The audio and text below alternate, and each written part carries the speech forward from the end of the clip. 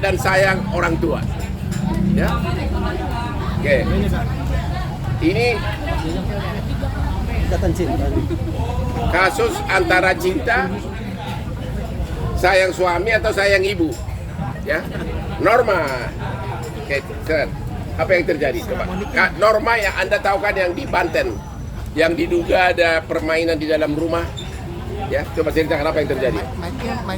Untuk kasus Norma, saya rasa rekan-rekan udah paham ya, udah tahu karena kasusnya cukup viral. Kisah Norma yang diselingkuhi oleh suaminya, yang berselingkuh dengan ibu kandungnya sendiri, dan tahapnya saat ini sudah naik sidik. Memang cukup lama sih Bang prosesnya yang dilakukan oleh rekan-rekan Polda Banten untuk bisa melakukan tahapan naik sidik.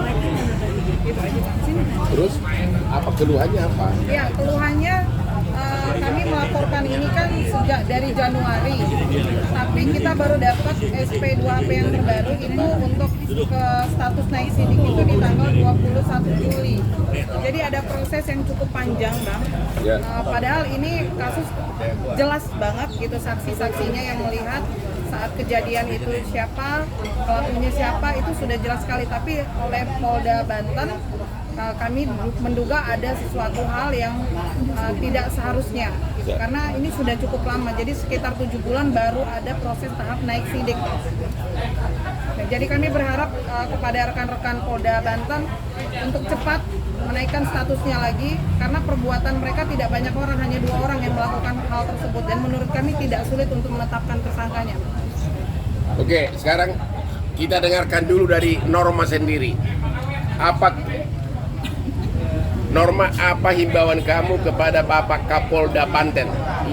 Ya. Saya berharap untuk segera menyelesaikan kasus ini.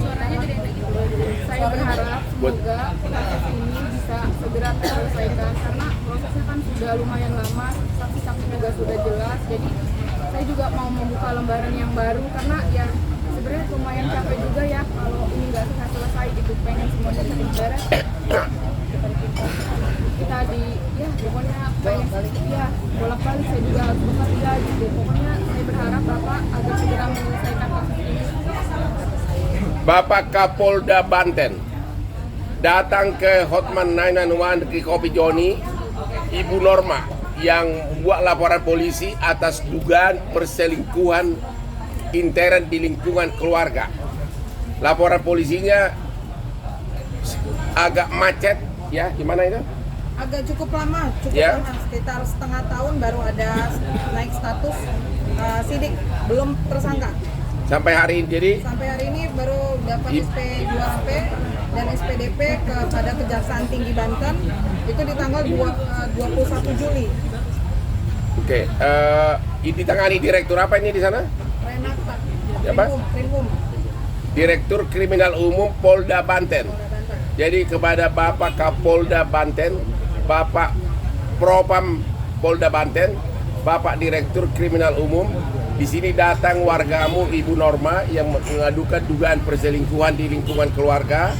Mohon agar laporan polisinya yang agak tersendat-sendat segera diproses, ya. Datang dia mengadu di hadapan seluruh wartawan di sini dan para tim pengacara Hotman 911. Saya yakin sahabat saya Kapolda Banten akan segera menindaklanjuti laporan dari Ibu Norma yang cantik ini. Sekarang single ya? Yakin? Hah? Oke, ada pertanyaan nggak kepada Norma ini? Kasus ini sendiri kenapa sih Bang sampai lamban, Abang sendiri sampai menyentil Kapolda sendiri? Ya coba, dia kenapa lambat katanya, coba. Apa yang jadi hambatan? Kalau kita lihat di sini sih terkesannya kita dipimpong aja, Bang. Kurang saksi, bolak-balik ya, kurang saksi. Padahal sebenarnya saksi itu udah cukup. Bahkan dari awal itu sudah cukup. Bahkan kita nunggu dari pagi sampai tengah malam. Itu ya sama aja begitu. Jadi memang kalau mau dibilang ini ada percobaan untuk melakukan mediasi perdamaian. Jadi beberapa kali mereka datang ke rumah klien kami untuk melakukan perdamaian, itu sampai ramai sekali, setiap datang satu mobil gitu. Tapi klien kami tetap tidak mau melakukan perdamaian, tetap pada keinginannya untuk mendapatkan keadilan. Terus ada lagi? Ibu sama suami sama atau suami sendiri tinggal di mana? Kapan itu? Kan belum jadi tes kan? Belum. Jadi gini, Norma kan statusnya sudah cerai ya dengan suaminya, sekarang sudah berstatus single, jadi sudah resmi. Nah kalau ibunya juga sekarang sudah tidak lagi bersama bapaknya Norma, jadi Norma sekarang tinggal hanya dengan bapaknya saja, jadi ibunya tidak tahu kemana dan mantan suaminya masih ada di sana, di Banten. Berarti juga putus komunikasi sama ibu? Iya, putus komunikasi sama ibunya dan Norma coba untuk menghubungi ibunya lah, karena bagaimanapun itu kan tetap ibunya ya, tidak bisa kita pisahkan, tapi komunikasinya tidak kita dapatkan dari ibu. Tapi udah nyoba nyari nggak? Coba cari ibu nggak? Ke tante gitu. Udah nyoba nyari berarti? Tapi belum sempat ketemu itu belum. Tapi lu ingin buat ketemu?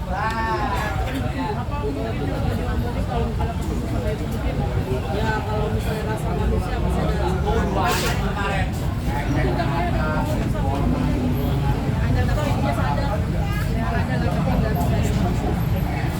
ada yang mau dibicarakan, tapi Norma lebih ingin face to face daripada di media kan mungkin ada pembicaraan yang rahasia yang akan dia sampaikan.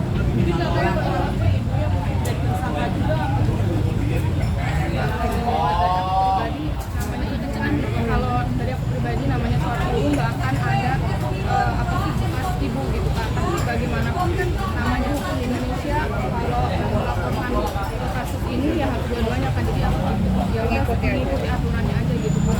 Kalau dari hati kecil aku ya nggak sanggup sebenarnya, tapi kalau namanya kita di negara hukum hukumnya seperti ini ya udah aku ikuti aturannya aja. Berarti udah berapa lama sejak kejadian itu? Udah sejak kejadian itu sampai sekarang belum ketemu. Cuman masih ketemu sama keluarganya ibu ya? Enggak. Sama keluarga ibu juga enggak? Iya mereka.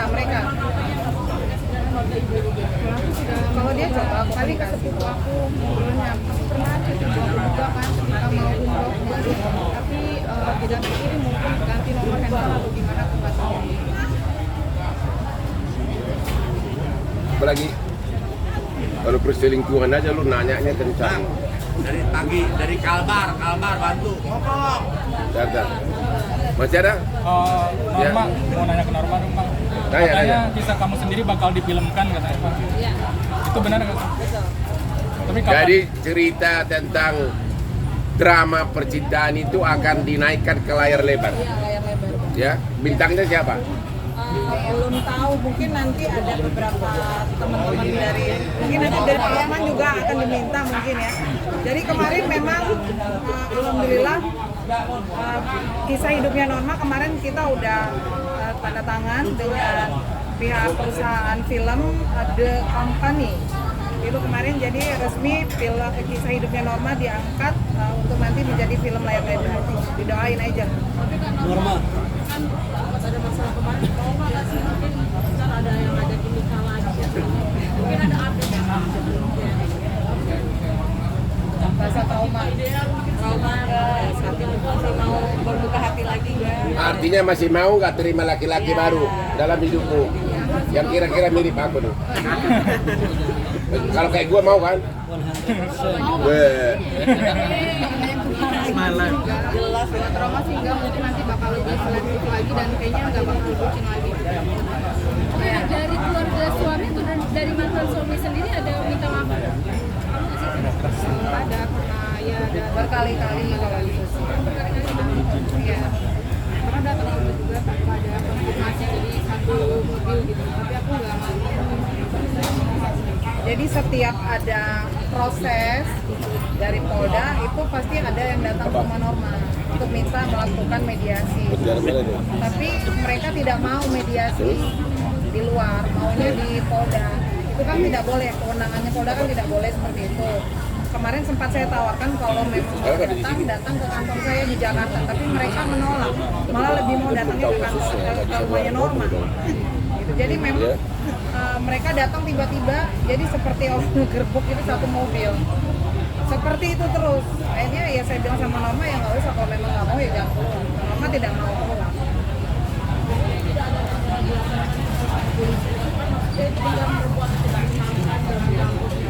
Yang mana nih? Sepertinya enggak ya, karena kita lebih fokus dulu untuk masalah perzinahan yang sudah kita laporkan ini dulu aja. Iya. Iya, iya, memang. Iya, itu sudah kita sampaikan ke Norma, tapi Norma lebih memilih untuk fokus aja dulu. Karena kan dia juga kan kerja, jadi kalau kita buat laporan lagi kan tersita waktunya untuk pekerjaan dia kan. Jadi dia sekarang lebih sudah bisa move on lah dari keadaan itu, dan dia udah lebih ikhlas menjalankan hidup gitu.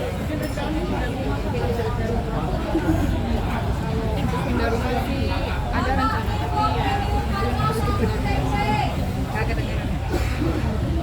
Kak, ini kan kisah hidupnya mau diangkat jadi film yang mungkin gimana dari dirimu sendiri?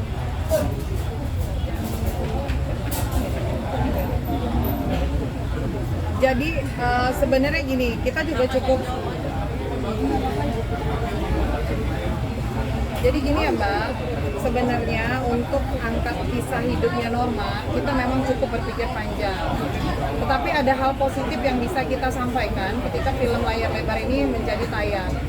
Salah satunya adalah kita bisa mengedukasi masyarakat Indonesia, dan kita bisa memberikan motivasi bagi wanita-wanita dan perempuan Indonesia yang mendapatkan perlakuan yang tidak wajar dari orang terdekat sendiri. Karena saya yakin di sini pasti banyak, di ruang lingkup kita juga banyak banget kisah-kisah yang mungkin tidak bisa ter-up ke media gitu kan, karena ketakutan dari mereka sendiri, karena mereka juga nggak berani, nggak ada yang nge-backup mereka gitu. Jadi mereka benar-benar film ini lebih untuk mengedukasi dan memberikan contoh kepada masyarakat Indonesia gitu, bahwa pasti di sekitar kita tuh banyak terjadi hal-hal yang di luar dugaan kita. Jadi, Oke, saya kira cukup ya.